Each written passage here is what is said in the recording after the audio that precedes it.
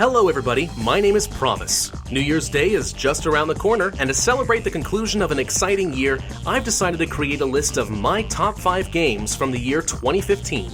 Now to clarify, this is not a list of the best games released this year, but a list of the games that I most enjoyed playing. Obviously games I never played, however good, won't be able to make this list, so I'm sorry if your favorite didn't make the cut. Now, let's get started. Number 5. The Binding of Isaac, Afterbirth. Roguelike games have never been my cup of tea in the past, but I've always found the concept fascinating and quite fun to watch. Few roguelikes have been able to garnish as much attention in recent years as The Binding of Isaac. While dark and grotesque to say the least, the game has an enormous amount of replayability. Featuring multiple characters, challenges, bosses, and most lately, daily challenges and greed mode, there's enough content to keep anyone busy for weeks. The Binding of Isaac has an almost addictive quality to it.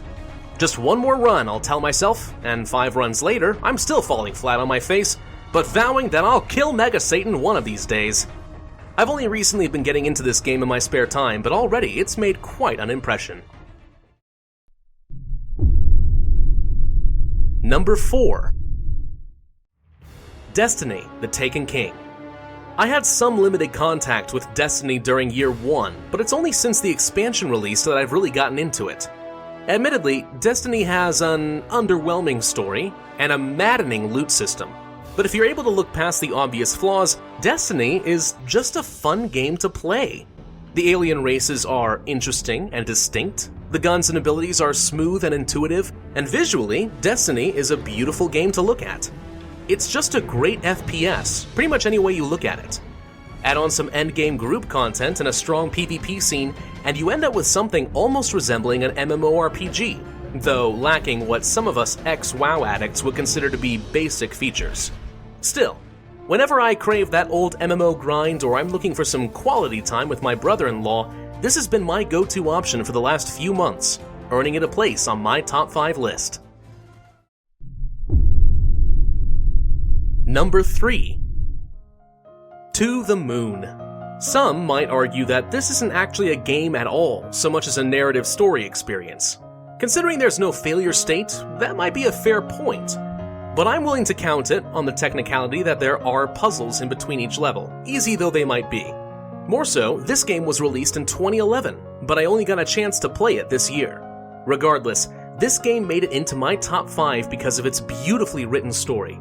It amazes me how emotionally attached I became to the characters. I mean, it's only a JRPG after all, but by the end, I was moved to tears. Like, literally, there's video proof if you look through my playlists. To the Moon also features an outstanding soundtrack, something that often gets overlooked by indie developers. If you love a good story, To the Moon is definitely a must. You will laugh, you will cry, just play it. Or watch it on my channel if nothing else. I recently found out that there is some DLC available for the game, so I can guarantee this game will be making a comeback on my channel in the near future.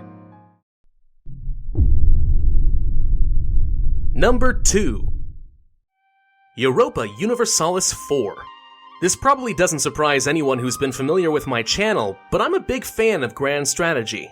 In a mainstream that has felt dominated by Civilization V in recent years, I was really excited to find something new that could truly challenge me. And oh boy, EU4 is certainly challenging.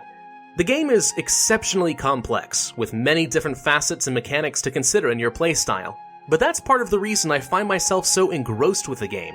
There have been several occasions where I'll start playing a campaign off camera, and before I know it, 6 or more hours have flown by. It used to be only MMOs that could absorb so much of my time, so this has been an exciting change of pace.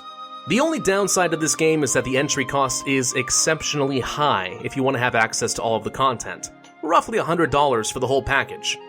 Still, considering the couple hundred hours I've already put into the game, that's been a pretty good value for me, and I know for a fact that EU4 will stay on my playlist for months to come. Number 1. Batman: Arkham Knight. I know, over half the games on this list haven't been featured on my channel, but this one was a no-brainer. I've been a huge fan of the Arkham series, so long as they've been created by Rocksteady anyway. and Arkham Knight was a thrilling conclusion to the series, at least for now. True to the theme of the Arkham series, this game centers around one of the longest and most challenging nights of Batman's life, as Scarecrow and the mysterious Arkham Knight unleash a mercenary army upon Gotham. Now, admittedly, to hardcore Batman fans like myself who are familiar with the DC universe, the plot might be a little predictable, but that doesn't detract from the joy of brutally subduing countless thugs or devastating the abandoned streets of Gotham in your shiny new Batmobile. Batman Arkham Knight is challenging, fun, and intense. Plus, I'm a huge fan of Mark Hamill as the Joker, so that always sells it for me. And that concludes my top 5 favorite games of 2015. If you enjoyed this video, then feel free to hit that like button and subscribe for my regular content. And be sure to leave a comment telling me about your favorite game of the year and what you're most excited to see in 2016. My name is Pravus, thanks for watching, and I'll see you guys next time.